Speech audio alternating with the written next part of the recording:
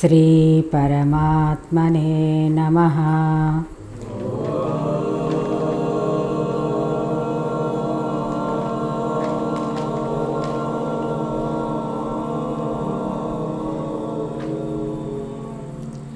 శ్రీ పరమాత్మనే నమః. అధ పంచమోऽధ్యాయః.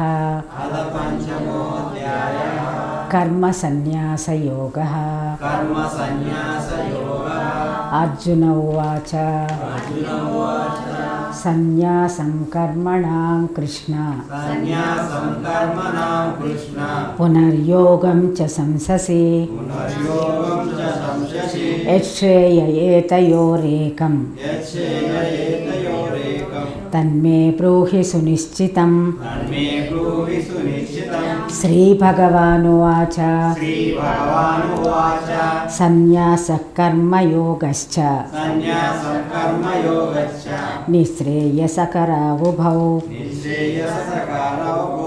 నిశ్రేయసకరావుభౌ తయోస్తు కర్మ సన్యాసాత్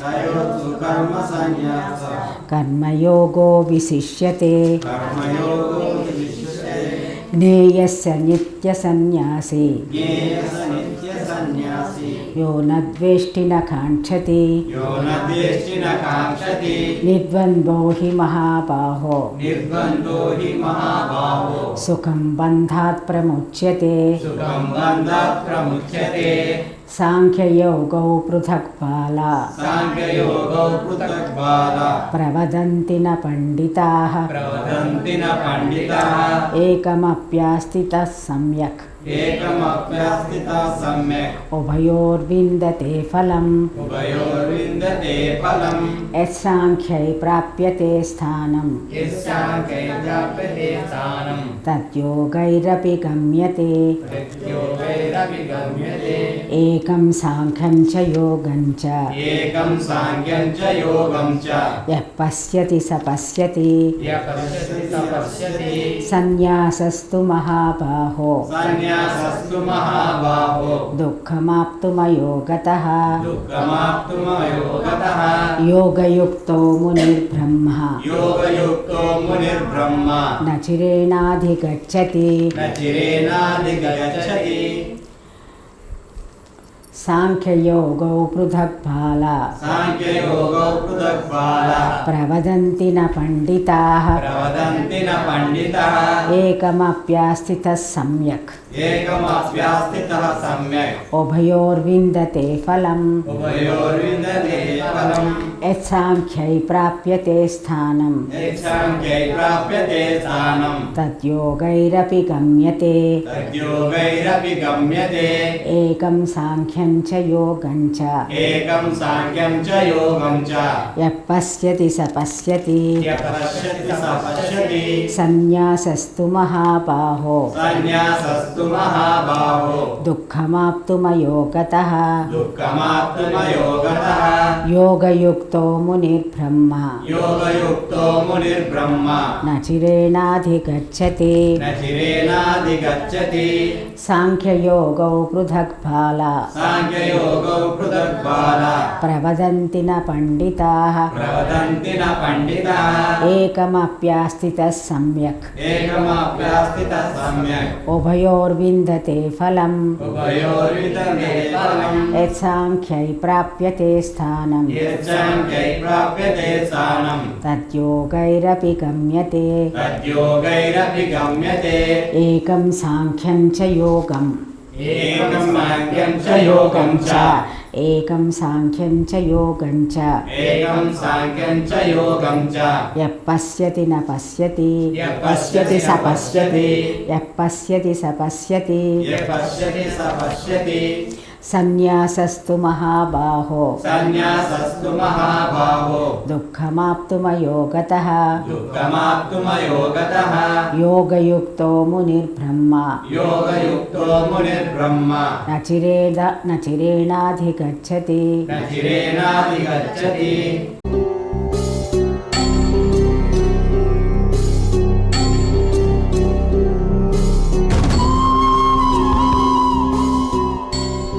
వసుదేవసుతం దేవం కంసచాణూరమర్దనం దేవకీ పరమానందం కృష్ణం వందే జగద్గురుం.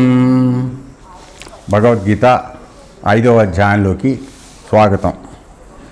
నిన్నటి రోజున మనం 5వ అధ్యాయమైనటువంటి కర్మ సన్యాస యోగాన్ని, అది అర్జునుడికి చెప్పవలసిన ఆవశ్యకత, తరువాత ఈ అధ్యాయానికి ఇంతకుముందు నిర్వహించబడినటువంటి 3వ 4వ అధ్యాయాలలో విషయాలకి పూర్వ సంబంధం ఏముందనే విషయాన్ని మనం వివరంగా తెలుసుకోవడం జరిగింది.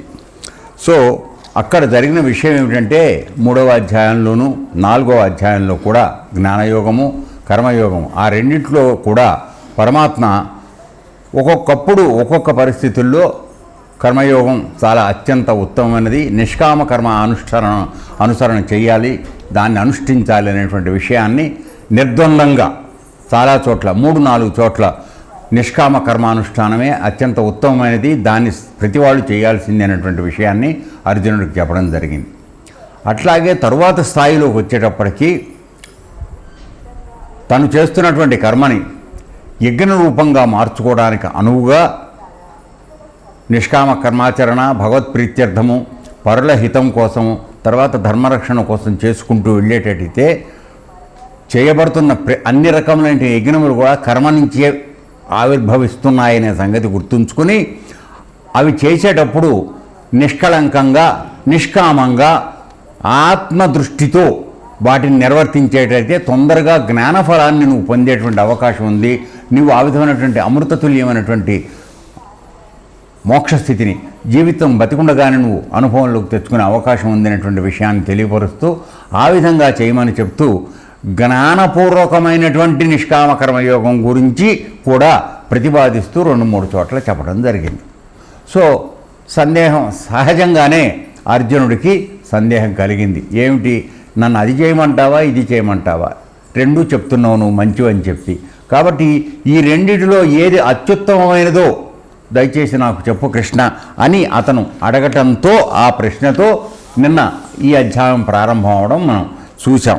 నువ్వు కొంతసేపు కర్మ త్యాగం చెప్తున్నావు, తర్వాత కొంతసేపు ఏమో కర్మయోగాన్ని ప్రశంసిస్తున్నావు, ఇది కాస్త కన్ఫ్యూషన్గా ఉంది నాకు అని చెప్పని అన్నాడు. అయితే నిజంగా అర్జునుడు కన్ఫ్యూజన్లోనే మాట్లాడాడనే విషయం నిర్వివాదాంశం. ఎందుకు అంటే పరమాత్మ ఎప్పుడూ ఏ పరిస్థితిలో కూడా పొరపాటున కూడా కర్మ చేయకుండా ఉండమనే విషయాన్ని చెప్పలేదు, కర్మ త్యాగాన్ని ఎప్పుడు చెప్పలేదు ఆయన. మనవాడు అర్థం చేసుకోవడం మనలాగానే ఆయనకి తప్పు జరిగింది.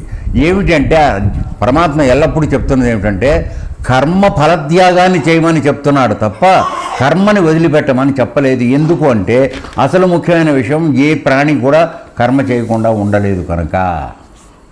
కాబట్టి కర్మ చేయకుండా ఉండమని ఎవరికీ ఎప్పుడూ చెప్పే సమస్య లేదు. మనం అర్థం చేసుకోవడంలో పొరపాటు జరిగింది. ఇక్కడ కర్మ ఫలత్యాగాన్ని వదిలిపెట్టడం ఒక విధము, నిష్కామంగా చేసుకుంటూ అసలు ఏ విధమైనటువంటి ఆశ లేకుండా చేసుకోవడం గురించి చెప్పడం జరుగుతోంది. అది కర్మయోగంగా చెప్పబడుతోంది. సో ఆయన అర్థం చేసుకోవడంలో ఉన్నటువంటి పొరపాటు కాబట్టి దాన్ని సరిదిద్దడానికి కృష్ణ పరమాత్మ నిన్నటి రోజున అతనికి ఏం చెప్పారంటే, కర్మత్యాగము అంటే కర్మఫలత్యాగపూర్వకమైనటువంటి జ్ఞాననిష్ట, దాని ద్వారా కానీ నిష్కామమైనటువంటి కర్మని ఆచరించడం, అనుష్ఠానం చేయడం ద్వారా కానీ రెండిటి ద్వారా కూడా మోక్షం కలుగుతుంది. ఇందులో అనుమానించవలసిన విషయం లేదు. అయితే ప్రారంభ స్థితిలో ఉన్నటువంటి సాధకుడు ఒకేసారిగా కర్మ ఫలత్యాగాన్ని ఆచరించడం అనేది కొద్దిగా కష్టమైన విషయం కాబట్టి అతను కర్మ అనుష్ఠానాన్ని, నిష్కామ కర్మ అనుష్ఠానాన్ని కొనసాగిస్తూ వస్తే తప్ప అతని యొక్క జన్మల నుంచి అంటుకుని ఉన్నటువంటి పూర్వజన్మ వాసనలు ఏవైతే ఉన్నాయో అవి నుంచి విడిపడితే తప్ప మోక్షానికి అర్హత రాదు కనుక ఆ స్థితి ఉత్తమ స్థితి, జ్ఞాన దృష్టితో చేసే స్థితి ఉత్తమ స్థితి. అది మొట్టమొదటి స్థాయిలో అందరూ అందుకోలేని స్థితి. తరువాత ప్రపంచంలో జ్ఞానుల కన్నా అజ్ఞానులు చాలా ఎక్కువ మంది ఉన్నారు కాబట్టి సో ఆ విధంగా మొదటి స్థాయిలో ప్రతి వాళ్ళు కూడా కర్మ అనుష్ఠానాన్ని, నిష్కామ కర్మ అనుష్ఠానాన్ని ప్రయత్నం చేయడము, సాధన చేయడము అత్యంత ప్రశస్తమైనటువంటి పద్ధతి అని చెప్పడం జరిగింది. అయినప్పటికీ ఇది చేస్తున్నాం కదా, ఒకవేళ ఇది తక్కువనని అనుకుంటున్నావేమో, కాదు, ఈ రెండూ కూడా మోక్షానికి తీసుకెళ్లేవే సుమా అని చెప్పాడు. సో అందువలన ముందు ఫౌండేషన్ ఏమిటి? ఒక బిల్డింగ్ కట్టాలనుకుంటే మనకి పునాది కావాలి కదండి. ఆ పునాది ఏమిటంటే నిష్కామ కర్మ అనుష్ఠానమే పునాది. దాని మీదట మోక్షాన్ని సాధించడం, మోక్ష సౌధాన్ని కట్టుకోవడానికి కావాల్సిన విధానం జ్ఞానంతో చేయడం అనేది అది రెండవ మెట్టు. అర్థమైందా? సో సరైనటువంటి పునాది సరిగా లేకపోయిన పక్షంలో నువ్వు కట్టబోయే బిల్డింగ్ పడిపోతుంది. ఎందుకని? దాని కారణం ఏమిటి? మనకి కొన్ని వందల వేల లక్షల జన్మల నుంచి కొన్ని సంస్కారాలు వాసనల రూపంలో మన అంటుకుని వస్తున్నాయి. వాటన్నిటినీ వదిలించుకోవడం ప్రాథమిక స్థాయిలో ఏ మానవుడికి తేలికైన విషయం కాదు. అందువలన నిష్కామంగా కర్మ చేయడం అనేటువంటి మార్గం ద్వారా ద్వంద్వాలకు అతీతంగా, రాగద్వేషాలు లేకుండా, మోహం లేకుండా, సుఖదుఖాలు అనేటువంటి విషయం లేకుండా ఈ విధంగా అన్నిటినీ నివృత్తి చేసుకుంటూ అతను ముందుకు వెళ్ళేటట్లయితే ఆ విధంగా కూడా అతను మోక్షానికి వచ్చే అవకాశం ఉంది. ఏమీ లేదు. అలా వచ్చిన తరువాత ఈ ఇంద్రియముల మనస్సు యొక్క ప్రభావం నుంచి అతనికి ఒత్తిడి తగ్గిన తరువాత అతను జ్ఞాన మార్గాన్ని గనక అవలంబించేటట్లయితే అప్పటికప్పుడే ఇమీడియట్గా గురువు యొక్క సాన్నిధ్యంలో అతను జ్ఞానాన్ని గనక పొందగలిగేటట్లయితే అచిరేనా, అత్యంత శీఘ్రంగా వాడికి మోక్షం దొరుకుతుంది. వాడు బతికుండగానే జీవన్ముక్తుడుగా అతడు మారిపోయే అవకాశం ఉంది అని చెప్పి ఆ విధంగా తేడాను చెప్పడం జరుగుతోంది తప్ప దయచేసి దీన్ని అసలు కర్మని సన్యసించమని మాత్రం నేను చెప్పలేదు. ఇక్కడ కర్మ సన్యాసము అంటే కేవలం కర్మ ఫలాన్ని త్యాగం చేయడం, సన్యాసం అంటే త్యజించడం. సో కర్మఫలాన్ని సన్యసించడం మాత్రమే చెప్పబడుతోంది తప్ప వేరే విధంగా కర్మని త్యజించమని ఎక్కడ చెప్పలేదని చెప్తున్నారు. సో ఆ విధంగా చెప్పిన తర్వాత రాగద్వేషములు లేనటువంటి కర్మయోగి ఎవడైతే ఉన్నాడో వాడు చాలా గొప్పవాడు సుమా. ఎందుకని? మనందరం మొదటి స్థాయిలో అదే ఉన్నాం కదా, అన్ని ద్వంద్వాలతో మనం అతుక్కుని ఉన్నాం. ఈ రాగద్వేషాలు ఎక్కడి నుంచి వస్తున్నాయి? మనం మనస్సు ఇంద్రియాలతో పనిచేయడం మొదలుపెట్టినప్పుడు ఇంద్రియాలు అందించిన విషయాన్ని తెలుసుకున్న మనస్సు లోపల ఉన్నటువంటి అంతఃకరణ కూడా కొన్ని రకాలైనటువంటి అభిప్రాయాలను మనకు ఏర్పాటు చేస్తూ ఉంటాయి. అంటే ఒక పనిని మనం ఒక విధంగా చేస్తాం అంతఃకరణ ప్రభావంతో, ఆ అంతఃకరణ ప్రభావం లేనివాడు ఇంకో విధంగా చేస్తాడు. అర్థమైందా? అవి ప్రతి మనిషికి మారుతూ ఉంటాయి. ఎందుకని? వాడికి పూర్వజన్మ యొక్క వాసనలు ప్రతివాడికి వివిధ రకాలుగా ఉంటాయి. దాని ప్రకారంగా వాడు ఆచరిస్తూ ఉంటాడు. కాబట్టి ఏమంటున్నాడంటే ముందు ఆ వాసనల యొక్క ప్రభావాన్ని, ద్వంద్వాల యొక్క ప్రభావాన్ని, రాగము ద్వేషం, కోరికతో పనిచేయడం, అది కానప్పుడు ద్వేషించడం, ఈ విధమైనటువంటి ద్వంద్వాలు చేయడం వల్ల మనం కర్మ చేస్తున్నప్పటికీ మనం బంధితులం అవుతున్నాము.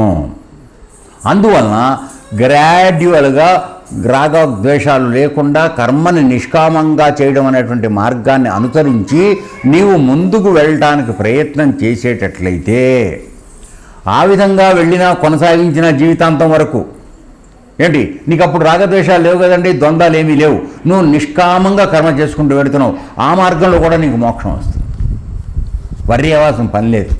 కానీ ఆ మోక్షం నువ్వు బతికుండగా సాధించగలుగుతావా లేవనేది చిన్న అనుమానం ఏదైనా ఉండేటట్లయితే నీకు అటువంటి నిష్కల్మషమైన స్థితికి నువ్వు వచ్చిన తరువాత ఒక సమర్థుడైనటువంటి గురువు సన్నిధికి వెళ్ళి అతని ద్వారా ఈ నిష్కామ కర్మ నిర్వహించేటప్పుడు ఏ విధమైన పద్ధతిలో ఉండాలనేటువంటి జ్ఞానాన్ని, ఆత్మదర్శనం పొందేటువంటి అనుభవాన్ని కావడానికి ఏ విధమైనటువంటి మార్గం అవలంబించాలనేటువంటి విషయాల్ని ప్రణిపాతేన పరిప్రశ్నేన సేవయ, ఆ గురువు ఆత్మదర్శనుడై ఉంటే అటువంటి వాడి వద్ద అత్యంత వినయంగా సంపూర్ణ శరణాగతితో ఆ మార్గాన్ని తెలుసుకుని దాన్ని అనుష్ఠానం చేస్తూ ఈ కర్మయోగాన్ని నిష్కామంగా నువ్వు చేసుకుంటూ వెళితే తొందరగా నువ్వు ఈ జన్మలోనే వెంటనే నీకు ఆ మోక్ష స్థితి వచ్చే అవకాశం ఉంది సుమా. అందువలన జ్ఞానంతో కూడినటువంటి కర్మానుష్ఠానం, నిష్కామ కర్మానుష్ఠానం ఏదైతే ఉందో అది నీకు ఫలితాన్ని తొందరగా ఇస్తుంది. కానీ మొదటి స్థాయిలో అది నీకు ఫలితం ఇవ్వదు. ఎందుకనంటే మనం పూర్వజన్మల్లోంచి తెచ్చుకున్నటువంటి వాసనల ప్రభావం తొందరగా మన పక్క కిందకి లాగేయడానికి అవకాశం ఉంది. కాబట్టి అవి నిశ్శేషంగా పోయేంత వరకు వాటి యొక్క ప్రభావం మన మీద పడి మన ప్రయత్నాన్ని భంగపరుస్తూ ఉంటాయి. కనుక మొట్టమొదటి స్థితిలో ఏ సాధకుడు కూడా డైరెక్ట్గా జ్ఞానాంత మార్గంలోకి నేను వెళ్ళిపోతాననడం అతను మోసం చేసుకోవడం అవుతుంది. ఎందుకని ఏదో ఒక స్థాయిలో ఈ గుణాల ప్రభావం, పూర్వవాసనల ప్రభావం అతన్ని పట్టి కిందకి లాగినప్పుడు అది అటు దానికి కాకుండా కర్మ అనుష్ఠానం నిష్కామ కర్మ అనుష్ఠానానికి కాకుండాను ఆత్మజ్ఞానం మార్గం ద్వారా దీన్ని పొందడానికి రెండిటికి చెడిపోయిన రేవడైపోతాడు. అందువలన ఉత్తమమైన మార్గం ఏమిటంటే మొదటి స్థాయిలో చక్కగా నువ్వు హాయిగా కర్మ అనుష్ఠానం నిష్కామంగా చెయ్యి, రాగద్వేషాలు లేకుండా చెయ్యి. ఎవడైతే దేనిని ద్వేషింపడో, ఎవడైతే దేనిని కోరుకోడో అటువంటి వాడు నిత్య సన్యాసి అనేటువంటి మాట ద్వారా మనకు ప్రయోగం వేసి నిన్న మనకి క్లారిఫికేషన్ ఇచ్చాడు. అటువంటి వాడు అంటే ఏమిటి? వాడికి రాగద్వేషాలు లేవు కనుక వాడి చేత నిర్వహించబడుతున్న ఏ కర్మ కూడా దాని యొక్క ఫలితాన్ని వాడు సన్యసిస్తున్నాడు. అందువలన వాడు నిత్య సన్యాసి అనే బిరుదు ఇచ్చాడు. అలా కాకుండా డైరెక్ట్గా నేను ఏదో మార్గంలోకి వచ్చేసాను, నేను చేసేస్తాను, అన్నీ చేసేస్తానని ఆవేశపడిపోయిన వాడు ఏమైపోతున్నాడంటే ఈ రాగద్వేషాల యొక్క పట్టులోంచి, బిగింపులోంచి బయట పడకపోవడం మూలంగా కేవలం వస్త్రధారణ చేయడమో, కొన్ని మాటలు వల్లించడం ద్వారానో నేను సన్యాసిననే మాట ప్రకటించుకుంటున్నప్పటికీ మనసుతో రకరకాలైనటువంటి విచారం చేసి వాడు అక్కడే ఉంటున్నాడు. కాబట్టి వాడు చెడిపోవడం కాకుండా వాడిని నమ్ముకుని వచ్చిన వాడు కూడా చెడగొడుతున్నాడు. ఇది ఉభయవశత్వం అవుతుందనే విషయాన్ని ఇక్కడ చెప్తూ వాడిని అనిత్య సన్యాసి అనే విషయంగా నిన్న మనకి ఆయన విషయాన్ని ఇవ్వడం. కాబట్టి ఈ రాగద్వేషరహితుడు, ద్వంద్వ విముక్తుడు అయినవాడు నిత్య సన్యాసి అని చెప్తున్నాడు. అంటే రాగద్వేషాలు లేనివాడు, తర్వాత ద్వంద్వ విముక్తుడు అంటే సుఖ దుఃఖాలు అటువంటి ద్వంద్వాలన్నిటికీ అతీతంగా ఉన్నవాడు. ఇవి ఎప్పుడు కలుగుతాయి? మనస్సుకి ద్వంద్వాలు లేకుండా ఎప్పుడు కలుగుతాయి? మనస్సు ఇంద్రియముల ప్రభావం నుంచి లేకుండా మనస్సు తీసుకువెళ్ళి అక్కడ పరమాత్మలో లగ్నం చేసిన వాడికి ఆ విముక్త స్థితి కలుగుతుంది. అటువంటి వాడి ద్వారా నిర్వహించబడే కర్మ ఆటోమేటిక్గా బంధరహితం అయిపోతుంది. వాడు ఆ విధంగా మోక్షస్థానానికి వెళ్ళిపోయే అవకాశం వస్తుంది. కాబట్టి అనిత్య సన్యాసి అంటే ఏమిటి? వాడి హృదయంలో ఏ విధమైన మార్పు లేదు, గుణాల ప్రభావం పోలేదు, కామాదులు ద్వంద్వాలు అన్నీ ఉన్నాయి వాడికి. ఏమండి, రాగాదులు ఉన్నాయి అంతఃకరణలో. ఇవన్నీ ఉన్న తర్వాత బాహ్య ఆకారం మాత్రం మార్చుకుంటున్నాడు జనాల్ని మోసం చేయడానికి. సో అటువంటి వాడి వలన ఎక్కువగా ప్రమాదం జరిగే అవకాశం ఉంది. ఎందుకని అతను ఏదో మార్గంలో ఉన్నట్టుగా కనపడుతున్నాడు కదా అని ఆలోచించి అతను జరిగింది. ఎందుకంటే మనందరికీ కూడా పూర్వజన్మల వాసనల యొక్క బంధం చాలా గట్టిగా ఉన్నది. అది కొన్ని వేల జన్మల నుంచి అది బలపడుతూ వస్తోంది. అటువంటి దాన్ని తొలగించుకోవడం ప్రాథమిక స్థాయిలో ఎవరికి కలిగే అవకాశం అత్యంత స్వల్పం, కుదరదు. అందువల్ల నువ్వేం చేయాలి? ముందు కర్మ చేస్తూనే దాని ఫలితం పట్ల ఆసక్తి లేకుండా అటు ఇటు చూడకుండా కళ్ళకి గంతలు కట్టుకున్న గుర్రంలాగా పని చేసుకుంటూ వెళ్ళిపో, పక్కలికి చూడొద్దు. అందువలన నీ యొక్క ఏకాగ్రత తప్పదు. ఫలితాన్ని ఆశించకుండా ద్వంద్వాలు లేకుండా నువ్వు కర్మ చేసుకుంటూ వెళ్ళు. అది దానివలన నీకు చిత్త నైర్మల్యం కలుగుతుంది. అంతఃకరణలో ప్రాముఖ్యమైనటువంటి పాత్ర వహించేటువంటి చిత్తం యొక్క శుద్ధి జరుగుతుంది. అది జరిగిన తర్వాత నువ్వు పరమాత్మ ఇచ్చినటువంటి వివేకము అనేటువంటి బుద్ధిని వాడుతూ ఈ కర్మ చేయదగిందా చేయకూడదా అనేటువంటి విచక్షణా జ్ఞానంతో స్వార్థరహితంగా నువ్వు చేస్తూ వెళ్ళినప్పుడు పరమాత్మ యొక్క అనుగ్రహంతో అతడికి ఖచ్చితంగా ఆత్మసాక్షాత్కారం, మోక్షస్థితి కలుగుతాయి. అందువలన ప్రతి వాళ్ళు కూడా ముందు ద్వంద్వ స్థితిని దాటడం కోసం ఖచ్చితంగా నిష్కామ కర్మ అనుష్ఠానం చేయడమే ఉత్తమమైన మార్గము అనేటువంటి విషయాన్ని నిన్న మనం చూడడం జరిగింది. సో అంతఃకరణలో ఉన్నటువంటి దోషాలని వదిలిపెట్టడమే నిజమైన సన్యాసం. గుర్తుపెట్టుకోండి. ఏమిటి సన్యాసం? బట్టలు వేసుకోవడం కాదు. నీ అంతఃకరణలో అంటే 4 ఉన్నాయనుకుని చెప్పుకున్నాం కదా, మనసు, బుద్ధి, చిత్తం, అహం. ఈ 4టికి సన్యాసం అలవాటు చేయాలి. అర్థమైందా? అది చేయడమే వాడు నిత్య సన్యాసి.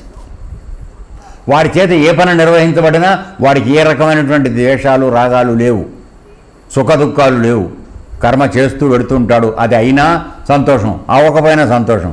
వాడు నిర్లిప్తంగా ఉండిపోతాడు. అటువంటి వాడు నిత్య సన్యాసి. వాడి వలన మాత్రమే ఇటువంటి జ్ఞానాన్ని వాడు పొందే అవకాశం ఉందనే విషయాన్ని నిన్న మనం చూడడం చెప్పింది. కాబట్టి ఇక్కడ ఆయన చెప్పేది ఏమిటి? బాహ్యంగా కృత్రిమత్వాన్ని స్వీకరించకుండా, అంటే వేషధారణ, భాషా ప్రయోగం, వీటి ద్వారా ప్రజలను మోసం చేస్తున్నామనేటువంటి కృత్రిమ ప్రయత్నాలు లేకుండా, నిజాయితీతో రాగద్వేషాలు లేకుండా నిత్య సన్యాసత్వంలోకి మారితే వాడు ఎలా చేసినా కూడా వాడు మోక్షానికి అర్హత ఉంటుంది సుమా అనేటువంటి విషయాన్ని నిన్న మనం అందరం చూడడం జరిగింది. కాబట్టి దేనిని ద్వేషింపకుండాను దేనిని వాంఛింపకుండాను రాగద్వేషాలు అనేటువంటి ద్వంద్వాలు లేకుండా నీవు ప్రపంచంలో పని చేయడం నేర్చుకో. అప్పుడు ఆటోమేటిక్గా ఆ పని యజ్ఞంగా మారుతుంది. ఎప్పుడైతే యజ్ఞంగా మారిందో ఆ ఫలితం పరమాత్మకి నిన్ను దగ్గరికి వెళ్ళటానికి తీసుకెడుతుంది. అది ఓకే. ఆ విధమైన తర్వాత ఇప్పుడు మళ్ళీ ఇంకా కర్మయోగం అంటే ఏమిటి, జ్ఞానయోగం అంటే ఏంటి, ఈ రెండిటి యొక్క ఫలం ఏమిటి, ఈ రెండు చేసినా కూడా ఏ దాన్ని నువ్వు కొనసాగించినా కలిగే ఫలితం ఒకటే సుమా అనేటువంటి విషయాన్ని చెప్పడానికి ప్రయత్నం చేస్తున్నాడు పరమాత్మ 2 శ్లోకాల ద్వారా. సో ఇవాళ మనం 4వ శ్లోకంలోకి మొట్టమొదట టీకా తాత్పర్యం చూస్తూ లోపలికి వెళ్దాం. సాంఖ్యయోగౌ అనగా జ్ఞానయోగ కర్మయోగములు. ఇక్కడ సాంఖ్యయోగం అంటే జ్ఞానంతో కూడినటువంటి కర్మయోగం నిష్కామ కర్మయోగం, జ్ఞానం లేకపోయినా నిష్కామ కర్మయోగం సాధించడం కర్మయోగం. ఓకే, ఆ తేడా గుర్తుపెట్టుకోండి. తర్వాత పృథక్ వేరు వేరని బాలాహ అనగా అవివేకులు. బాల అంటే పిల్లలు, మామూలుగా అంటే చైల్డిష్నెస్, అంటే ఆ స్థాయిలో ఉన్నవాడు అవి రెండు విడివిడిగా అని అనుకుంటూ ఉంటాడని చెప్తున్నాడు ఇక్కడ. సో అవివేకులు ప్రవదంతి చెప్పుతున్నారు, అంటే అది వేరు ఇది వేరని ఎవడైతే కూస్తున్నాడో వాడు చిన్నపిల్లాడి కన్నా అన్యాయం రా నాయన, వాడి మాటలు పట్టించుకోవద్దని మనందరికీ గట్టిగా హెచ్చరిక ఇస్తున్నాడు అనమాట.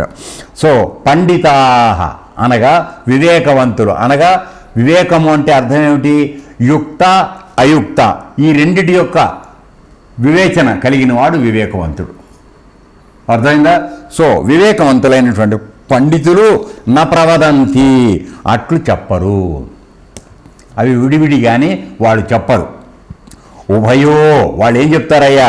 ఉభయో ఆ రెంటిటిలోనూ ఏకం అపి ఏ ఒక్కదానినైనను సమ్యక్ లెస్సగా ఆస్థితా ఆచరించువాడు ఉభయో ఫలం అంటే రెండిటి యొక్క ఫలం అనగా మోక్షాన్ని విందతే పొందుతున్నాడు. ఇక్కడ మనకి క్లారిఫికేషన్ పూర్తిగా ఇస్తున్నాడు. ఎందుకనంటే మనం చూడ్డానికి విడివిడిగా కనపడుతున్నాయి. ఎందుకని? మొట్టమొదటిగా రాగద్వేషం లేకుండా మనం కర్మను నిర్వహించుకుంటూ వెళ్ళిపోయినప్పుడు దానికి సంబంధించినటువంటి జ్ఞానయోగం మనకు అందిందా అందలేదనే సంగతి తెలియదు. మనం కేవలం నిష్కామంగా కర్మని సాధించుకుంటూ వెడుతున్నాం రాగద్వేషాలు లేకుండా. ఏమండి, అలా కూడా మనం మోక్షానికి వెళ్తానికి అవకాశం ఉందని చెప్పాడు కదా, రెండిట్లోనూ వచ్చే అవకాశం ఉందని చెప్పాడు కదా. పోతే జ్ఞానయోగ మార్గం అనుకున్నప్పుడు ఏమిటి? నీవు కొన్నాళ్ళు ఈ విధంగా నిష్కామకర్మ చేసుకుని నీ యొక్క చిత్తశుద్ధిని పడసిన తరువాత నీవు ఒక సమర్థుడైన గురువు దగ్గరికి చేరి ఈ మనస్సుని శుభ్రపరచబడినటువంటి మనస్సును తీసుకువెళ్ళి పరమాత్మలో లయించేసి ఆ స్థితిలో ఉండి కర్మ నిర్వహించడం జ్ఞానయోగంగా చెప్పబడుతుంది. అర్థమైందా? ఇద్దరు కర్మ చేస్తున్నారు చేయకుండా ఉండడంలా. కానీ సో ఆ విధంగా జ్ఞానం తెలుసుకుని నిష్కామంగా కర్మ చేస్తూ వెళ్ళినవాడు మోక్షాన్నే పొందుతున్నాడు. ఈ విధంగా జ్ఞానం ఉన్నా లేకపోయినా ఇది నా యొక్క ప్రథమ కర్తవ్యము, ప్రపంచంలో నా చేత ఏ పని నిర్వహించబడినా ప్రతిఫలం ఆశించకుండా నేను చెయ్యాలి, ఇది నా డ్యూటీ అనుకుని ఎవడైతే అది అయినా అవ్వకపోయినా ఊగిపోకుండా అటు ఇటు ఊగిపోకుండా కర్మ చేసుకుంటూ పెడుతున్నాడో వాడు కూడా మోక్షాన్ని పొందే అవకాశం ఉంది. సరే, ఇక్కడ ఏమిటి చెప్తున్నాడు మనకి? జ్ఞానయోగం అంటే కర్మ ఫలాన్ని సన్యసించడం అనేటువంటి జ్ఞాన మార్గం ద్వారా చేసిన జ్ఞానయోగము, లేక కర్మయోగం అంటే నిష్కామ కర్మయోగం. ఈ రెండు వేరు వేరు, ఈ మార్గం వేరు ఆ మార్గం వేరు అని చెప్పేటువంటి వాడు ఎవడైతున్నాడో వాడు సరిగా బుద్ధి లేనివాడు అని అనలేక బాలుడు అని అన్నాడు ఆయన. అర్థమైందా? ఎందుకని అతను రెండో దాంట్లోనే అన్నాడు పండితాహ అని, అంటే వీడు పండితుడు కాదనే కదా అర్థం. ఆ మాట అనకుండా, ఎందుకంటే 50 ఏళ్ళు వచ్చినా కూడా ఆ దృష్టిలో నువ్వు ఉండొచ్చు, అప్పుడు నువ్వు బాలుడట్టు అవుతావు, పండితుడు కాదు. అందుకని అనలేక ఈ యోగ మార్గంలో ఆధ్యాత్మిక మార్గంలో వాడు చిన్నపిల్లవాడు రా నాయన అంటే చాలా ఎలిమెంటరీ స్టేజ్లో ఉన్నవాడు వాడు, వాడి మాటలు పట్టించుకోకు, వాడి దోవ చూడొద్దని చెప్తున్నాడు మనందరికీ. అర్థమైందా? ఇవి రెండు విడివిడిగా ఉన్నాయి అని చెప్తున్న వాడు ఎవడైతే ఉన్నాడో వాడి మాటలు పట్టించుకోకండి. ఎందుకంటే ఏ ఒక విధంగా అయినా సరే దాన్ని నువ్వు సమ్యక్ అంటే చక్కగా అత్యంత గొప్పగా అంటే సమర్థతతో నువ్వు లెస్సగా నువ్వు గనక ఏ ఒకదానిని చేసినా కూడా ఈ రెండిట్లోనూ విడివిడిగా ఉన్నాయని నువ్వు అనుకున్నటువంటి రెండిట్లోనూ కూడా కలిగేటువంటి ఫలితం ఏదైతే ఉందో మోక్షం, అది ఏదైనా ఎవరు చేసినా వస్తుంది అని చెప్తున్నాడు. అర్థమవుతుందా? సో అయ్యో నాకు గురువుగారు దొరకలేదు, నాకు అంతర్యోగం నేర్పలేదు అని ఎవరు చింతించాల్సిన అవసరం లేదు. అర్థమైందన్న? తీసుకున్నావు, నీకు ఇప్పుడు భగవద్గీత చదువుకున్నావు, ఏమిటి తెలిసింది? చెయ్యబడే కర్మ, నీ చేత నిర్వహించబడే కర్మ ఏదైనా సరే ఫలితాన్ని ఆశించకుండా చెయ్యి. అది జరిగినా సంతోషపడిపోవద్దు, దాని యందు రాగం పెట్టుకోవద్దు చేసేటప్పుడు. జరగకపోతే దాని మీద ద్వేషం పెట్టుకోకు. జరిగినా జరగకపోయినా నువ్వు మాత్రం శ్రద్ధతో తదేక నిష్టతో ఇంద్రియాలని వశంలో పెట్టుకుని నువ్వు కర్మ చెయ్యి. అప్పుడు నీకు ఆ కర్మబంధం నిన్ను పట్టించుకోదు, బంధించదు. అందువలన నువ్వు ఎప్పుడు నిత్యముక్తుడివి, అనగా ఆ కర్మలు చేసిన ఫలితాన్ని నుంచి నువ్వు బంధ విముక్తుడిగా ఉండిపోతావు. ఆ కర్మలు నేను బంధించవు, కనుక నువ్వు మళ్ళీ ఇంకో జన్మలకు వెళ్ళే అవకాశం రాదు. ఇది మనకు జరిగే బెనిఫిట్. ఏమిటి నిష్కామంగా కర్మ చేయి, నిష్కామ కర్మ చేయమంటే ఏమిటంటే మనందరం తెలియక ఇంతకు ముందంతా కూడా ప్రతి కర్మని సకామంగా చేసుకుంటున్నాం. నాకేంటి అనే విషయం లేకుండా మనం ఎప్పుడు ఏది నిర్వహించి ఎరగం. అర్థమైందా? దేవుడు కొబ్బరికాయ కొట్టినా ఏదో కోరిక కోరకుండా మనం రాము. ఆఫ్టర్ ఆల్ కొబ్బరికాయ ఇంకా అంతే. మన సంకుచితత్వం తెలుస్తుంది దానిలో. అర్థమైందండి? 20 రూపాయలు కొబ్బరికాయ కొట్టేసి 20 లక్షలు కావాలని కోరుకుంటావు. ఎక్కడ అన్యాయం ఇది? ఎంత దుర్బుద్ధి! సో ఇక్కడ వచ్చేటప్పటికి ఏమిటంటే అటువంటివి లేకుండా కేవలం నా యొక్క విద్యుక్త ధర్మము, నేను ఈ కర్మ నిర్వహించాలి, ఫలితంతో నాకు సంబంధం లేదు, నేను మాత్రం శ్రద్ధగానే చేస్తాను సుమా అనేటువంటి వ్రతాన్ని ఎవడైతే దీక్ష భూని చేస్తున్నాడో వాడు కూడా మోక్షానికి అర్హుడే, ఇందులో అనుమానం లేదు. అలా కాకుండా కొంతకాలం ప్రాథమిక స్థాయిలో నిష్కామకర్మ ఆచరణ చేస్తూ తరువాత వెంటనే అచరకాలంలోనే తన యోగాన్ని సిద్ధింపజేసుకుని ఒక గురువు ముఖం ద్వారా నేర్చుకుని ఆ యోగాన్ని సిద్ధింపజేసుకుని జ్ఞానిగా మారి వాడు జ్ఞానంగా ఉన్నప్పుడు వాడు కూడా ఇటువంటి నిష్కామకర్మే ఆచరించేటట్లయితే వాడు అచరకాలంలోనే వాడు మోక్షాన్ని అనగా జీవించి ఉండగానే వాడు మోక్షాన్ని చెందేటువంటి అవకాశం ఉన్నది. కాబట్టి నీ 2 మార్గాలు 2 రైలు పట్టాలు. ఈ 2 రైలు పట్టాల్లోనూ నువ్వు ఏది అనుసరించినా శ్రద్ధగా, ఆసక్తి లేకుండా, రాగద్వేషాలు అనేటువంటి ద్వంద్వాలు లేకుండా ఏ మార్గాన్ని నువ్వు సిన్సియర్గా అనుసరించినా అవి 2ని తీసుకెళ్లేది ఒక స్టేషన్కే, గమ్యం చేరేది ఒక దగ్గరికే. సో ఈ విషయంలో ఎవరు కూడా అనుమానించాల్సిన అవసరం లేదు. ఇది తెలియనటువంటి వాళ్ళు, అవి విడివిడిగా కనపడుతున్నాయని అనుకునే వాళ్ళు, చెప్పేటువంటి కుసంస్కారులు ఎవరైనా చెప్పేటట్లయితే వాళ్ళని చిన్నపిల్లాడి మాట కింద పక్కకు తోసేయండి అని చెప్పి మనకు చెప్తున్నాడు. ఏమిటి జరుగుతోంది ఒకసారి ఆలోచిద్దాం. అంటే ఉత్తి కర్మయోగాన్ని పాటించేవాడికి ఏం జరుగుతోంది అంటే, మొట్టమొదటి వాడు జ్ఞానయోగ మార్గం ద్వారా వెళ్ళేవాడు ఏం జరుగుతున్నాడంటే కొద్దిగా మనం ఇప్పుడంతా కూడా ఆలోచించండి. అసలు ఇప్పుడు ఈ విధమైనటువంటి ఆధ్యాత్మికమైనటువంటి ఆలోచన ప్రవర్తన ఎవరికి కలుగుతోంది? పూర్వజన్మలో కొన్ని పుణ్యకార్యాల సాధన చేసిన వాడికి వస్తుంది కదా.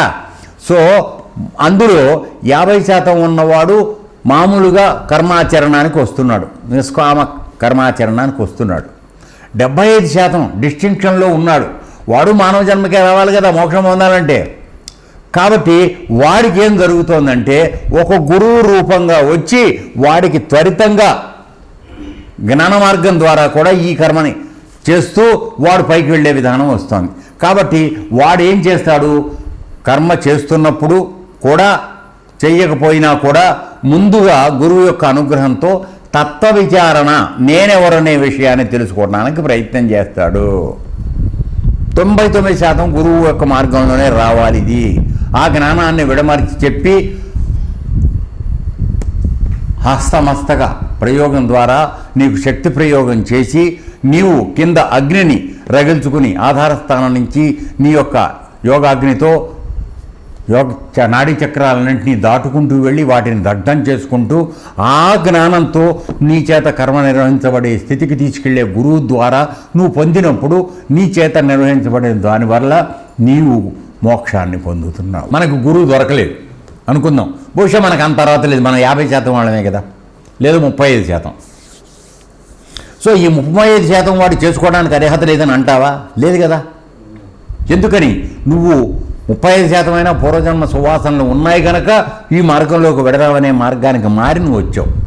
వచ్చిన తర్వాత నీవు బండ ప్రిన్సిపల్గా అంటే కొన్ని ఫండమెంటల్గా తెలుసుకున్నది ఏంటంటే పని చేసేప్పుడు ఫలితం ఆశించకూడదు, అది అయినా అవ్వకపోయినా నేను బాధపడకూడదు, ఏంటి నేను మాత్రం పని చేస్తూనే ఉంటాను నిష్కామంగా అనుకుని నువ్వు కర్మాచరణ చేస్తున్నావు అనుకుందాం. అయితే ఇట్లా చేసేవాడు కర్మయోగం, ఇందాక చెప్పుకున్నవాడు జ్ఞానయోగ మార్గం ద్వారా కర్మాచరణ చేస్తున్నవాడు. వీడు అక్కడ వాడు కర్మ సన్యాసం చేస్తున్నాడు, అంటే కర్మ ఫల త్యాగాన్ని చేస్తున్నాడు జ్ఞాన మార్గంలో. వీడు కర్మ చేస్తున్నాడు, నిష్కామంగా చేసుకుంటూ వెళ్ళిపోతున్నాడు. కాబట్టి ఇక్కడ ఏం జరుగుతోంది? నీ యొక్క చిత్తవృత్తులు అంటే మనకి అవి వాటి యొక్క ప్రభావం పోలా, ఇది గుర్తుపెట్టుకోండి.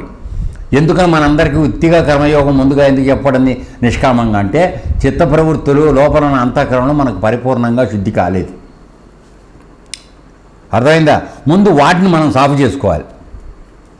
ఏ విధంగా అయితే అన్నం వండాలనుకుంటే గిన్నెని బాండవని మనం శుద్ధి చేసుకోవాలి లోపల బయట, అది మనకు పూర్తిగా జరగలేదు కనుక మనం పూర్తి చేసుకుని వాటిని సాఫ్ చేసుకోవడానికి ప్రయత్నం చేస్తున్నాం కనుక ముందు ఆ చిత్తవృత్తుల ప్రభావాన్ని తగ్గించుకోవడానికి మొదటగా మన చేత ఈ ప్రపంచంలో నిష్కామ కర్మాచరణ మన చేత చేయిస్తున్నారు. ఆ విధంగా జరిగినప్పుడు మన చిత్తవృత్తులన్నీ నిరోధించబడి అంతఃకరణం పరిశుద్ధమైన తర్వాత ఆటోమేటిక్గా మన యందు కూడా ఆ స్వస్థరూప జ్ఞానం ఏర్పడుతుంది. కిందటి అధ్యాయంలో మనం చెప్పాం. ఆ విధంగా నువ్వు గనక చేసుకుంటూ వెళ్ళేటట్లయితే కాలాంతరంలో నీకు జ్ఞానము స్వయముగా కలభిస్తుంది అని ఒక మాట చెప్పాడు మనకి. అదే ఇది.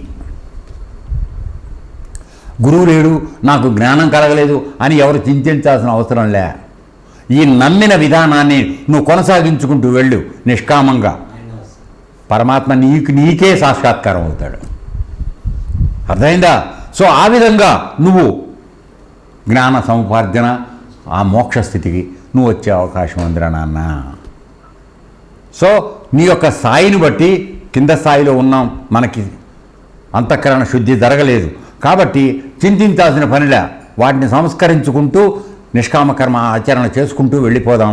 ఆ విధంగా భగవంతుడు మనకే సాక్షాత్కారం అవుతాడు, మనకి మోక్షాన్ని ఇస్తాడు. సమయం పడుతుంది కొద్దిగా, కాలాంతరంలో అంటున్నాడు కదా, అందువల్ల.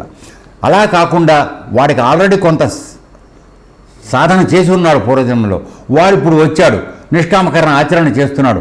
వాడికి వెంటనే అచరకాలంలోనే వాడిని ఉత్తమ స్థితికి తీసుకువెళ్ళాలి, అవుట్ ఆఫ్ టర్న్ వాడిని తీసుకెళ్ళాలి. కాబట్టి ఏం చేస్తాడు? ఒక గురువు రూపంలో తనే వస్తాడు. ఆ గురువు రూపంలో భగవంతుడే వస్తాడు. వచ్చి వాడికి ఆల్రెడీ వాడికి శుద్ధిపరచబడి ఉన్నటువంటి అంతఃకరణని ఆ మార్గంలో శుద్ధిపరచబడినటువంటి మార్గాన్ని మనస్సుని తీసుకువెళ్ళి ఏ విధంగా తను తీసుకెళ్ళి పరమాత్మలో లయింపచేసి అతని యొక్క ఉనికిని కోల్పోవాలో ఆ రహస్యాన్ని మార్గాన్ని నేర్పుతాడు. సో ఆ స్థాయిలో కూడా ఆయన కర్మ చేస్తాడు. కానీ అతను జీవన్ముక్తుడు. ఈ జ్ఞానం ఎప్పుడు కలిగిందో అప్పుడే వాడు విముక్తుడు. ఏ బంధాలు వాడికి లేవు, కర్మ మాత్రం చేస్తూ ఉంటాడు. మామూలు జ్ఞాని మామూలుగా నిష్కామ కర్మ చేసేవాడి కన్నా 3 రెట్లు ఎక్కువ పని చేస్తాడు జ్ఞానం కలిగిన వాడు. ఎందుకని వాడు చేసే స్థాయి మానసిక స్థాయి కాదు, ఆత్మస్థాయిలో వాడి చేత కర్మ నిర్వహించబడుతోంది. మనం మనస్సు స్థాయిలో మన స్థాయిలో మనం నిర్వహిస్తున్నాం కర్మని, వాడు ఆత్మస్థాయిలో చేస్తున్నాడు. ఆత్మ కన్నా భిన్నంగా ఏమీ లేదు. వాడు రెండుగా దేన్ని చూడ్డు, ఉన్నదన్నీ అదే. కాబట్టి నేను అందులోనే ఉన్నాను కనుక నేను అదే, కాబట్టి నేను ఏం చేసినా అక్కడికే ఎడుతోంది, నేను నా చేత నిర్వహించబడేది ఏమీ లేదనే జ్ఞానంతో వాడు చేస్తున్నాడు. నువ్వు నేను చేస్తున్నానని అనుకుంటున్నావు, కానీ నిష్కామంగా చేస్తున్నావు. కాబట్టి నీకు నువ్వు ఇది అనుసరిస్తూ పెడితే కొంతకాలానికి ఖచ్చితంగా నీకు పరమాత్మ యొక్క సాక్షాత్కారం నీకు కూడా లభిస్తుంది. కాబట్టి ఈ 2 మార్గాల్లోనూ వచ్చే ఫలితం ఒకటే. దాన్ని విడివిడిగా సాధిస్తున్నామని అనుకున్నా లేదు, ఎవడి దోవ వాడు చేసుకుంటూ వెళుతున్నా కలిగే ఫలితం ఒకటే. ఈ విషయంలో జ్ఞానయోగం కానీ కర్మయోగం కానీ 2 కూడా ఒకే గమ్యానికి చేరుస్తున్నాయి అనేటువంటి విషయాన్ని పండితులు చెప్తారా నానా, చిన్నపిల్లలు చెప్పరు, వాడికి తెలియదు గనక అని చెప్తున్నాడు. కాబట్టి నువ్వు యోగ మార్గాన్ని అనుసరిస్తూ వెడుతున్నా కేవలం కావాల్సింది అత్యంత శ్రద్ధతో నీవు దాన్ని సాధించడం గనక చేసేటట్లయితే ఈ రెండిట్లో ఏ ఒకదాన్ని చేసినా కూడా నువ్వు మోక్షాన్ని పొందుతావు అనేటువంటి విషయంలో ఏమిటువంటి అనుభవం అదేంటే అనుమానం ఎవరు ఉండాల్సిన అవసరం లేదు. కావలసిందల్లా నువ్వు అనుసరిస్తున్నటువంటి మార్గంలో పరిపక్వత లేక నైపుణ్యము కావాలి, అంతే. అదొక్కటే. ఏమండి? సో ఆ నైపుణ్యాన్ని నువ్వు సాధించే వరకు దాన్ని చేసుకుంటూ వెళ్ళు. ఆ నైపుణ్యం నిన్ను మార్గదర్శనం చేసేస్తుంది. సో ఇక జ్ఞాన స్థితికి ద్వారా వచ్చి లోకోపకారార్థం కర్మ నిర్వహించే వాళ్ళు కర్మ చేస్తూనే ఉన్నారు, కేవలం లోకహితార్థం. ఎందుకని వాడు పరమాత్మ స్వరూపం ఆల్రెడీ పొందేశాడు, ఉత్తమ జ్ఞాని. కాబట్టి వాడికి ఎదురుకుండా ఉన్నదల్లా ఆత్మస్వరూపంలోనే ఉన్నప్పటికీ లోకం కనబడుతుంది. ఇతర ఆత్మగా కనబడుతున్నటువంటి ఆ ప్రాణుల యొక్క హితం కోసం అతను పనిచేస్తాడు. తద్వారా అతను ధర్మాన్ని రక్షిస్తాడు. సో అతని చేత నిర్వహించబడిన కర్మ ఉత్తమమైనటువంటి యజ్ఞంగా మారిపోతుంది. కాబట్టి ఆ కర్మాన్ని అతన్ని బంధించే సమస్య లేదు. అర్థమైందా? సో ఆ విధంగా చెప్పాడు. తర్వాత ఉత్తమ కర్మయోగంలో ఉన్నవాళ్ళు కూడా స్వార్థరహితులై, అనగా ఫలితాన్ని ఆశించకుండా, ఏ ఫలము కోరకుండా, అంతరంగమున అంతయు భగస్వరూపమే, సర్వం కల్విదం బ్రహ్మ.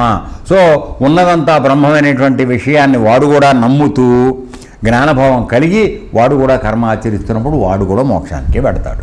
ఇంకా అంతే, ఇంతకన్నా ఇంకొక ఇది లేదు.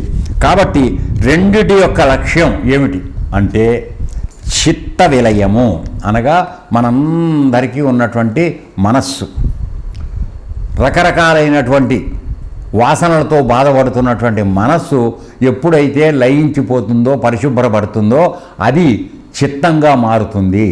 శుభ్రపరచబడినటువంటి మనస్సు చిత్తంగా మారుతుంది. దాన్ని కూడా నాశనం అయిపోతే కానీ వీడు పరమాత్మ దగ్గరికి దదామి బుద్ధి యోగం, పరమాత్మ యొక్క బుద్ధి యోగం నీకు ఆ జ్ఞానము పరిపూర్ణంగా అందించబడదు. అందుకోసం ఆ విధంగా అవుతుంది. ఇక్కడ మనం ఏం చెయ్యాలి?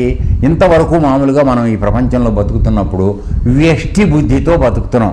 అంటే వ్యష్టి అంటే నేను, నా కుటుంబం, నా పిల్లలు, నా పిల్లలు, నా ఆస్తి, ఇది వ్యష్టి. ఏనన్నా అక్కడి నుంచి మనం మారి ఎక్కడికి వెళుతున్నాం అంటే సమిష్టిలోకి వెళుతున్నాం. సమిష్టి అంటే ఈ ఊరంతా నాదే. అర్థమైందా? ఈ జ్ఞాన మార్గంలోకి వస్తున్న వాళ్ళందరూ నా వాళ్ళే. నాకు తెలిసిన విధానం ఏదైతుందో వాళ్ళందరికీ నేర్పుతాను. నేను బాబు కూడా ఒక్కడనే కూర్చోకూడదు. నేను ₹1,00,00,000 సంపాదించుకుని నా ఇంట్లోనే పెట్టుకోకూడదు. ఆ ₹1,00,00,000 కొన్ని తీసుకెళ్ళి ఇప్పుడు కోవిడ్ వచ్చిన వాళ్ళకి దానం చేయండి. ఆహారం లేక రోడ్డు మీద చాలామంది చచ్చిపోతున్నారు పాపం.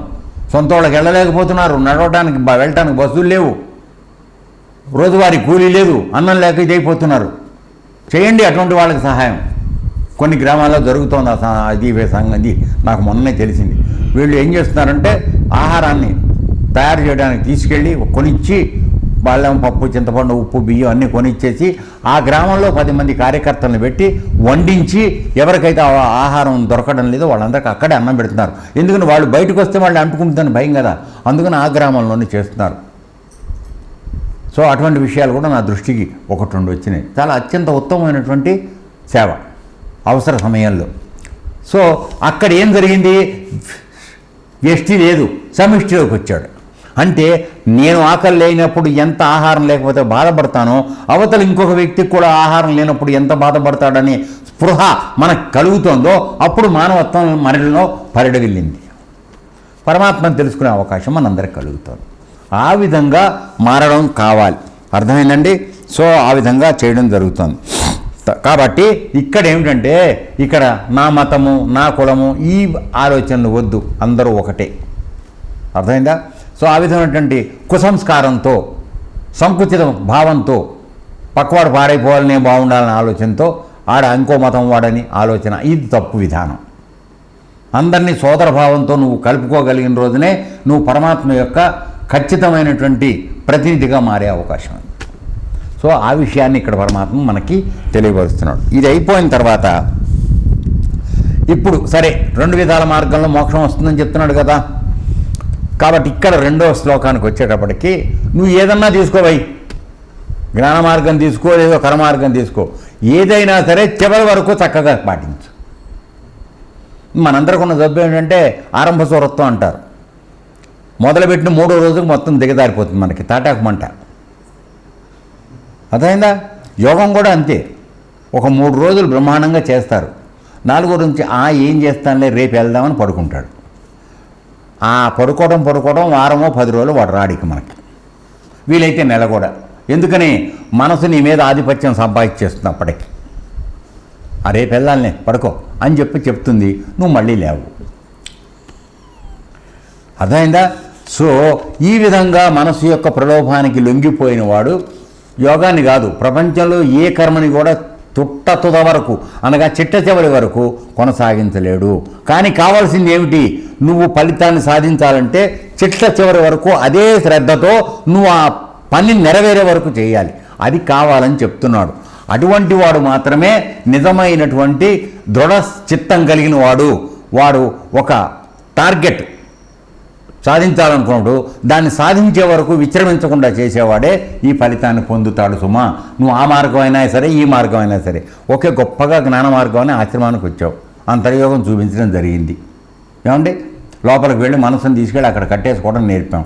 ఎంతమంది ప్రాక్టీస్ చేస్తున్నారు? మళ్ళీ ఇక్కడి నుంచి బయటికి వెళ్ళిపోగానే మళ్ళీ ఉరుకులాట పరుగులాట మొదలైంది. ఏమైందా? తెలుసుకున్న ఉపయోగం ఏం జరిగింది మనకి? తెలియనివాడి సంగతి అయ్యో పాపం వాడికి తెలియదని అనుకుంటున్నాం, వదిలేద్దాం. మనకి ఇప్పుడు తెలిసిన తర్వాత మనమేం ఓడబడుస్తున్నాం. కాబట్టి మనం తెలియని వాడికన్నా అన్యాయం. చదువుకోకముందు కాకరకాయ, చదువుకున్న తర్వాత కీకరకాయ. సో ఈ విధంగా మారుతుంది. ఇది కాదు ఆయన చెప్పేది. సాధించే వరకు పట్టుదల కావాలి, పక్క విషయాల్లోకి వెళ్ళొద్దు. ఇదేదో చూసి ఇది బాగానే ఉంది, దీని తర్వాత చదువుతాం అని మళ్ళీ అవతలకు వెళ్ళామనుకో, ఇప్పుడు ఇది అవ్వదు అది అవ్వదు, రెండింటికి కాకుండా అయిపోతాం. అది వద్దు నాన్న. ఎవరైనా సరే ఏ మార్గం ఎన్నుకోండి. నువ్వు నిష్కామ కర్మయోగం చేస్తావా, చివరి వరకు అదే చేయి. లేదు జ్ఞాన మార్గం అందే వరకు కష్టపడి తర్వాత జ్ఞాన మార్గం తర్వాత జ్ఞాన మార్గంలోనే నువ్వు పయనిస్తానంటావా, దానిలో కింద పడిపోకుండా చేయి. కర్మ చేయకుండా ఉండే పరిస్థితి లేదు కాబట్టి నువ్వు చెయ్యాలి. కాబట్టి ఏదైనా కొనసాగించు, చివరి వరకు ఉండాలి. ఆ విషయాన్ని మనకి గట్టిగా నొక్కి ఒక్కానిస్తాం చెప్పడానికి ఆయన ఇప్పుడు ప్రయత్నం చేస్తున్నాడు. 5వ శ్లోకం యొక్క తాత్పర్యం చూద్దాం. సాంఖ్యై జ్ఞాననిష్ఠుల చేత యత్ స్థానం అనగా ఏ స్థానము అంటే మోక్షము ప్రాప్యతే పొందబడుతున్నదో తత్ అది యోగై అపి కర్మయోగుల చేతను గమ్యతే పొందబడుతున్నది. ఇక్కడ ఇస్తున్నాడు మనకు అభయం. చూసారా? అది సాంఖ్యంచ అనగా జ్ఞానయోగమును, యోగంచ కర్మయోగమును ఏకం ఒకటిగా అంటే ఒకే ఫలము కలదిగా ఎవడు పశ్యతి చూసుతున్నాడో అనగా తెలుసుకొనుచున్నాడో సహా ఏవ అతడే పశ్యతి నిజముగా చూచినవాడు తెలిసినవాడు అగును. అంటే కళ్ళున్న గుడ్డి వాళ్ళు ఎవరు? అర్థమైందా? కళ్ళున్న గుడ్డివాడు, కళ్ళు లేని గుడ్డివాడు. అర్థమైందా? సో వాళ్ళెవడో నిజంగా చూసేవాడెవడో ఇక్కడ ఈ శ్లోకంలో ఎందుకు చెప్తున్నాడంటే, నాన్న నువ్వు ఎన్నో చూశాను చేశాను అనుకున్నా నువ్వు ఈ 2 కళ్ళతో చూసినంత వరకు నువ్వు నిజం కాదు. అది ఇందులో రహస్యం. అర్థమైందా?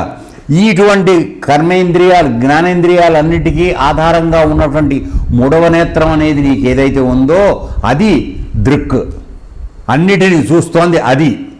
దాన్ని చూసి దాని ద్వారా చూడడం నువ్వు నేర్చుకున్నవాడు నిజంగా చూడటం నేర్చుకున్నవాడు అని చెప్పబడుతోంది ఇక్కడ. యోగ మార్గాన్ని ఇక్కడ ప్రతిపాదిస్తున్నాడు. అర్థమైందా? సో మామూలు కళ్ళతో నువ్వు మాంస నిర్మితమైనటువంటి కళ్ళతో చూసేది నిజమైంది కాదు, అది ఎల్లప్పుడూ ఉండేది కాదు, అది సత్య వస్తువు కాదు. కాబట్టి ఈ తేడా తెలియకుండా ఎవడో నేను అది చేశాను ఇది చేశాను అనుకుంటే ఏం చేసినా ఉపయోగం లేదురా అయ్యా, నీకు కలగాల్సినటువంటి జ్ఞానం కలగలేదు అని అర్థం. సో నువ్వు కళ్ళున్నా కబోదివేనని చెప్పడం చాలా డైరెక్ట్గా చెప్పాడు. అదేమిటో చూద్దాం.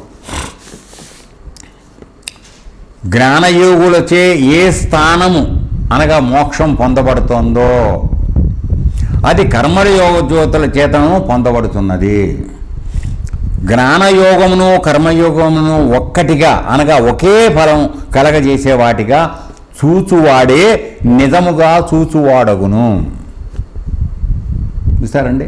చూడటం అంటే ఇక్కడ తెలుసుకోవటం అంటే అది అనుభవపూర్వకంగా తెలియడం. ఇక్కడ చూడండి, ఏ స్థానాన్ని అంటే మోక్షస్థానం ఎక్కడుంది మానవులకి? మూర్ధస్థానం అక్కడ ఉన్నది. ఆ మోక్ష స్థానాన్ని ఎవడైతే అనుభవపూర్వకంగా పొందగలుగుతున్నాడో వాడు నిజముగా చూసేవాడు. దానికి మార్గం దోవ ఎక్కడి నుంచి ఉన్నది అంటే 3వ నేత్రం ద్వారా ఉన్నది. అర్థమైందా? తర్వాత ఈ కర్మయోగులు కూడా వీడు కర్మను చేసుకుంటూ వెళ్ళటం మొదలుపెట్టి నిష్కామంగా కర్మ చేసి చిత్తశుద్ధి కలిగి వాడికి బుద్ధి ప్రకాశితమైన తర్వాత వాడు కూడా అదే స్థితిలోకి వస్తాడు. అయితే కాలాంతరంలో వస్తాడు. ఎందుకని? కింద నుంచి ప్రయాణం జరుగుతుంటూ రావడానికి గురువు దగ్గర మార్గం చెప్పాడు, షార్ట్కట్ మెథడ్. గురువు లేడు వాడికి, వాడు సొంతంగా చేసుకుంటున్నాడు. కాలక్రమంలో నీకు స్వయంగానే నీకు అది కలుగుతుందని చెప్పాడు. అంటే నువ్వు నిష్కామంగా చేస్తున్నప్పుడు లోపల ఉన్న గురువే నీకు కావలసినటువంటి గైడెన్స్ ఇవ్వడం జరుగుతుంది. నీవు కూడా ఆ స్థితికే పెడతావు. అటువంటి వాడు మాత్రమే నిజముగా చూచినవాడు. అంటే పరమాత్మను చూచినవాడు, అందులో లయం అయిపోయి తన యొక్క ఉనికిని కోల్పోయినవాడు వాడు. అర్థమైందా? సో మిగతా వాళ్ళు నువ్వు చూస్తున్నానంటే వాడు చూసేవాడు కళ్ళున్న గుడ్డివాడు. వాడు ఏమిటి చూస్తున్నాడు? ఈ ప్రపంచాన్ని చూస్తున్నాడు. ఈ ప్రపంచం ఎప్పుడు ఉండేదా? లేదు. పోనీ ప్రపంచం ఎల్లప్పుడూ ఉందని అనుకుందాం, చూడటానికి నువ్వు లేవు కదా. ఆలోచించు. నువ్వు ఇప్పుడు 30 సంవత్సరాల క్రితం పుట్టకముందు ఈ ప్రపంచం ఉందో లేదో నీకు తెలియదు. మీ అమ్మ కడుపులో పడే వరకు.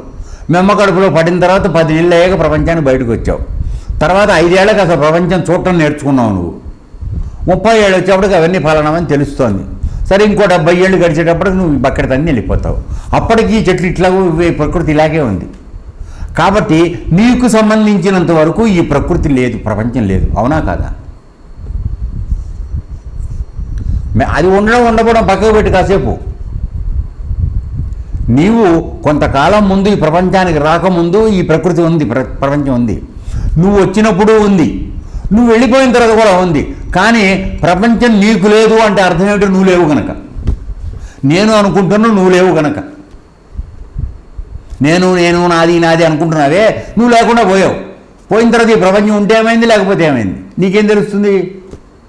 కాబట్టి ఈ ప్రపంచం లేనిది సుమా, ఇది అబద్ధం సుమా అంటే అర్థం ఏమిటంటే నీ దృష్టితో తెలుసుకో. అంటే నీకు అన్వయం చేసుకో, నాకుందా ఇది. ఇప్పుడు నువ్వు కదా ఆలోచిస్తున్నావు ప్రపంచం ఉందా లేదని. ఆలోచించేవాడు నాకుందా ఇది, ఇప్పుడు నేనే లేను, నాకుండం ఎక్కడి నుంచి వస్తుంది. సో ఈ జ్ఞానం కలిగిన వాడు ఎవడైతే ఉన్నాడో వాడు పరమాత్మను ఉనికిని తెలుసుకున్నవాడు అవుతున్నాడు, వాడు చూచిన వాడు అవుతున్నాడు అని చెప్తున్నాడు. అర్థమవుతుందా? అంతే, నీ నుంచి ఆలోచించి చూడు. ఎందుకంటే నీకు వరకు నువ్వే నిజం, భార్య కూడా నీకు నిజం కాదు, దయచేసి నమ్మండి. భార్య కూడా నువ్వే నిజం కాదు. ఎస్, ఇద్దరు కలిసిపోతుంది, పిల్లల్ని పెడతానికి వచ్చారు ఇక్కడికి, అంతే. వాళ్ళు అంతకన్నా నిజం కాదు. ఎందుకంటే వాళ్ళు చూస్తుండగానే మనం బకెడదాన్ని వెళ్ళిపోతాం. వాళ్ళు మళ్ళీ ఇంకో జోడు చేసుకుని వాళ్ళు తిరుగుతుంటారు. ఎప్పటికప్పుడు ఇదే కొత్త కథ, విసుగు విరామం లేని తెలుగు సీరియల్, అంతే నడుస్తూ ఉంటుంది. అర్థమైందా? సో అయితే ఇక్కడ మనం తెలుసుకోవాల్సిన జ్ఞానం ఏమిటి? అయ్యా నాలోనే ఉన్నాడు పరమాత్మ, ఎక్కడున్నాడు? ఉండాల్సిన చోట ఉన్నాడు. అక్కడికి నేను ఎగబాకి పైకి వెళ్ళి ఆయనతో లయించిపోయి నా జీవత్వాన్ని కోల్పోతే అక్కడ మిగిలేది శివత్వము. ఏముండి నిజస్వరూపం? చిదానందరూప శివోహం శివోహం, చిదానందరూప శివోహం శివోహం. నీ యొక్క నిజస్వరూపం ఏమిటి? చిత్ ఆనందం. సో చిత్ అనంతం, ఎల్లప్పుడూ సత్యంగా, అంటే ప్రకాశ రూపమైనటువంటి అనంతమైనటువంటి శక్తి కలిగిన వాడు ఈ నీవు. నేమిటి? శివోహం, నేను శివుణ్ణి. ఈ జ్ఞానం కలగడం, చూడడం, అర్థమైందా? వాడే చూసేవాడు. మిగతా వాళ్ళు ప్రపంచానికి ఫుడ్ తినడం కోసం లెక్కలో ఉన్నప్పటికీ వాళ్ళు దానికి లెక్క కిందకు వస్తారు తప్ప జ్ఞానంలోకి లెక్కలోకి రారు. తిండి దండగ వ్యవహారం అని అర్థం వస్తుంది. అంటే ఆధ్యాత్మిక పరంగా సుమా, బయట ప్రపంచానికి కాదు. ఆధ్యాత్మిక పరంగా వాళ్ళు కళ్ళున్న గుడ్డివాడి కింద లెక్క అని డైరెక్ట్గా కృష్ణ పరమాత్మ చెప్తున్నాడు. సో సత్యాన్ని అవలోకించకుండా, సత్యం ఎక్కడుంది మన దగ్గర? మనలో సత్యం ఎక్కడుంది? ఎల్లప్పుడూ ఉన్న సత్య వస్తువు ఎక్కడుంది? ఇక్కడుంది. అది ఏ మార్పు చెందటంలా. నువ్వు శరీరం మారితే ఆ శరీరంలోకి మళ్ళీ వస్తున్నాడు ఆయన. నిన్న చూసాం మనం, బాలుని వలె తిరిగే పద్మనాభుడు అని చెప్పేసి. సో నువ్వు ఏ రూపం ధరిస్తే నువ్వు ఏ చొక్కా వేసుకుంటే ఆ చొక్కా, నువ్వు తెల్ల చొక్కా వేసుకున్నావు, నువ్వు ఎర్ర చొక్కా వేసుకున్నావు, ఏ చొక్కాలు ఉంటే ఆ చొక్కాలు ఉన్నాడు. ఆయనకేం అవి లేవు అంటుకుని. అర్థమైందా? అటువంటి సత్యాన్ని అవలోకించటమే మనకి నేత్రం ఉన్నందు యొక్క సార్థకత. సత్యాన్ని తెలుసుకోవడానికి మాత్రమే నేత్రములు ఉపయోగపడాలి, అసత్య వస్తువులు తెలుసుకోవడానికి కాదు. కాబట్టి నీకు మొట్టమొదటి తెలియవలసినటువంటి జ్ఞానం ఏమిటంటే ఏది సత్యము, ఏది అసత్యము, ఏది జ్ఞానము, ఏది అజ్ఞానము, ఈ తేడా తెలిసేంత వరకు నీవు అక్కడ చెప్పిన కిందటి శ్లోకంలో చెప్పిన బాలుడివి. అంటే బుద్ధి వికాసం కానటువంటి ఒక అయోగ్యుడివి అని చెప్పబడాల్సి వస్తుంది. అర్థమైందా? కాబట్టి ఇక్కడ వివేకవంతుడు అంటే అర్థం ఏమిటంటే యుక్తాయుక్త విచక్షణ కలిగినటువంటి వివేకం కలిగినటువంటి వాడు ఈ రహస్యాన్ని తెలుసుకుని దాని యందు రమించడానికి ప్రయత్నం చేసి దానిలో కలిసిపోవడానికి ప్రయత్నం చేస్తాడు. అది నిజమైనటువంటి చూడడం అనేటువంటి విషయం. అక్కడ వరకు ఆ విధంగా చెప్పడం. తర్వాత ఇది యోగ మార్గంలో వెళ్ళినవాడు. మరి కర్మయోగులు ఏం చేస్తున్నారయ్యా? కర్మ చేసేవాడు వాళ్ళు నేనెప్పుడు కర్మలే చేస్తూ ఉన్నాను, నాకెప్పుడు ఇయ్యేనా గతి, నాకు జ్ఞానం కలగటం లేదు, గురువు యొక్క అనుగ్రహం దొరకలేదు, నాకు గురువే లేడు అని నేను చాలా చిన్నవాడిని అని నువ్వు ఎప్పుడూ నిన్ను కించపరచుకోకు. చేసే పనిని చివరి వరకు శ్రద్ధతో చెయ్యి. గురువు లోపల నుంచి వస్తాడా బయట నుంచి వస్తాడా అది ఆయన పని. నీకు ఎప్పుడు ఇవ్వాలో అప్పుడు ఇవ్వబడుతుంది. అర్థమైంది నాన్న? పుట్టంగానే పళ్ళు ఉన్నాయా? పుట్టంగానే గడ్డాలు ఉన్నాయా? పుట్టంగానే మీసాలు ఉన్నాయా? ఏరా అయ్యా, ఇవన్నీ నీకు ఎప్పుడెప్పుడు అవసరమో అప్పుడు నీలోనే నుంచే బయటకు వస్తున్నాయి. అవునా కాదా? లేకపోతే ఏమన్నా అతుకులు పెట్టుకుంటున్నారమ్మా మీసాలు మీరు? నీలోంచి వస్తున్నాయి. అట్లాగే నీకు ఏ సమయంలో ఏమి ఇవ్వాలో ఆయనకి తెలుసు. తెలిసి ఇచ్చేవాడు ఆయన అక్కడ ఉన్నాడు. వాడి మీద దృష్టి పెట్టుకో, వాడిని చూడు, వాడిని తెలుసుకో. ఇదే నువ్వు చూడటం.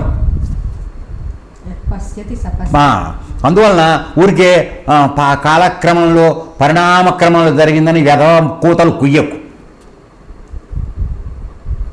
పరిణామక్రమం అయితే శవాన్ని అక్కడ పడుకోబెడదాం, బాగా ఇంజక్షన్లు ఇచ్చి. దానిలో వస్తాయా గడ్డాలు మీసాలు? ఎందుకు రావు? ఏం మాస్టారు? ప్రాణం లేదు. నువ్వు అనేది పరిణామక్రమంలో మారుతూనే ఉంటున్నావు.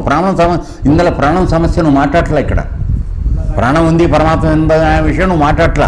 పరిణామక్రమంలో శరీరంగా సహజంగా మార్పులు వస్తున్నాయి నాకు అని చెప్తున్నావు. అవి నువ్వు శవానికి ఎందుకు రావు? నువ్వు బతుకున్నప్పుడే ఎందుకు వస్తున్నాయి? అది ఎవరు కలిగిస్తున్నారు? అది తెలుసుకోమని నేను చెప్తున్నాను. నువ్వు ఉంది లేదని ఆర్గ్యుమెంట్లోకి నేను వెళ్ళటల్లా దయచేసి. ఎందుకంటే మీ విఘ్నత ఏముందో మాకు తెలియదు. కానీ ఈ మార్పులకి అనుగుణంగా నిన్ను దోవలోకి తీసుకొచ్చి చేస్తున్నది ఏ శక్తి అయితే ఉందో ఆ శక్తిని అయితే మాత్రం నమ్మాలి. అది నేను చెప్పాడు. సో ఆ విధంగా అయితే ఇప్పుడు ఏమిటంటే ఈ కర్మయోగంలో గురువు లేడు, జ్ఞాన మార్గం లేదని ఎవరు చింతించాల్సిన అవసరం లేదు. అసలు చెప్తున్నాను పాయింట్ ఇప్పుడు. ఎందుకు అంటే మాకు మార్గం లేదండి, మరి ఇప్పుడు భగవద్గీత వింటున్నాం రోజు మేము, ఏంటి మరి మాకేమో గురువుగారు దొరకలేదు, మా పరిస్థితి ఎట్లా అండి అని చింతించకండి. చేసే పని నిష్టగా, నిజాయితీగా, స్వార్థం లేకుండా చేయండి. మీకు మార్గగమనం మార్గదర్శనం చేయడానికి గురువు నీ లోపల నుంచి వస్తాడా, బయట నుంచి ఇంకొకరు వస్తాడని నీకు సంబంధించిన విషయం కాదు. నువ్వు తయారైన రోజున ఆటోమేటిక్గా వస్తుంది. నీకు యవ్వనం వచ్చాక మీసాలు వస్తాయి, అంతే. అర్థమైందా? సో ఈ విధంగా నువ్వు పొందవలసిన స్థితి వచ్చినప్పుడు ఆటోమేటిక్గా అది అందించబడుతుంది. అది ఆయన పని, నువ్వు చింతించాల్సిన అవసరం లేదు. తర్వాత పోనీ జ్ఞాన మార్గం అందింది, గురువుగారు అందాడు, వాడెవరికి ఏం తెలియదు. వాళ్ళంతా అజ్ఞానులు గురువుగారు. మన ఆశ్రమంలో వాళ్ళు మాట్లాడుతుంటారు, వాళ్ళకి మార్గం తెలియదు గురువుగారు, వీడికి ఏదో బాగా తెలిసిపోయినట్టు. అర్థమైందా? నిజం మాట్లాడితే వాళ్ళకన్నా చాలా దుర్భర పరిస్థితిలో మనమే ఉన్నాం, మన ఆశ్రమం వాళ్ళే. ఎన్ని చెప్పే కదా, కాకరకాయ కీకరకాయ ఇది ఆ విధంగా.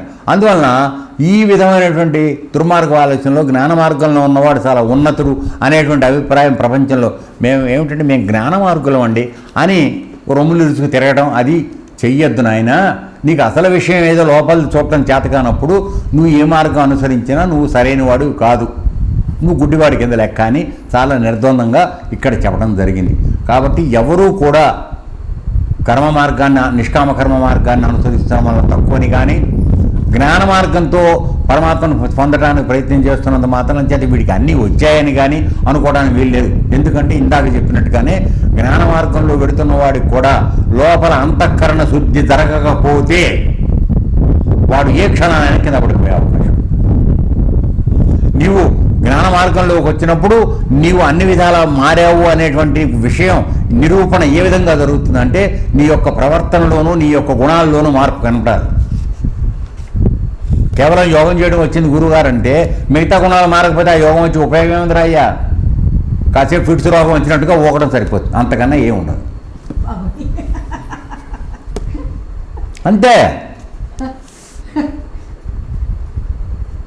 అందువలన దయచేసి తెలుసుకోండి, మార్పు అనేది సమూలంగా జరగాలి, లోపల బయట జరగాలి మార్పు. అది రెండు విధాలుగా కర్మయోగం చేయడం ద్వారాను జ్ఞాన మార్గం సహాయంతో చేయడం ద్వారాను రెండింటి ద్వారా సమూలమైన మార్పు జరగటే అవకాశం ఉంది.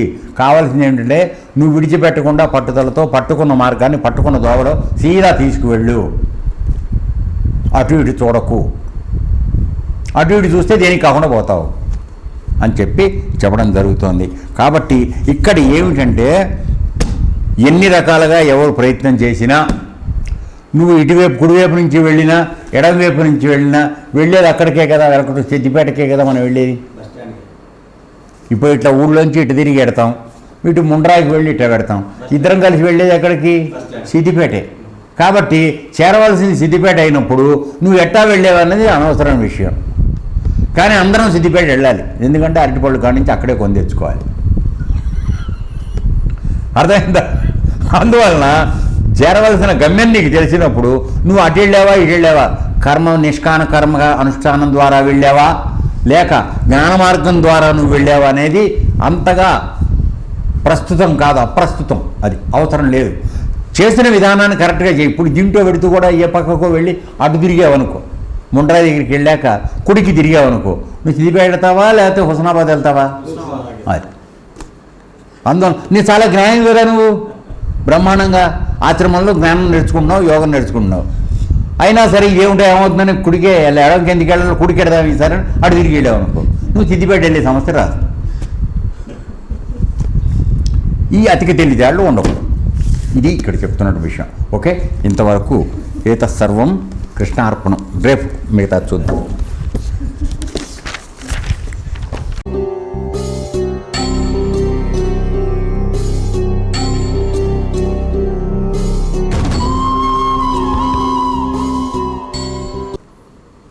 ఓం తత్సదితి శ్రీమద్భగవద్గీతాసు ఉపనిషత్సు బ్రహ్మ విద్యాయాం యోగశాస్త్రే శ్రీకృష్ణార్జున సంవాదే కర్మసన్యాస యోగో నామ పంచమోऽధ్యాయः. ఓం శాంతి శాంతి శాంతిః. లోకాः సమస్తాः సుఖినో భవంతు. లోకాः సమస్తాः సుఖినో భవంతు. లోకాः సమస్తాः సుఖినో భవంతు. ఏతత్సర్వం బ్రహ్మార్పణమస్తు. ఓం తత్సత్.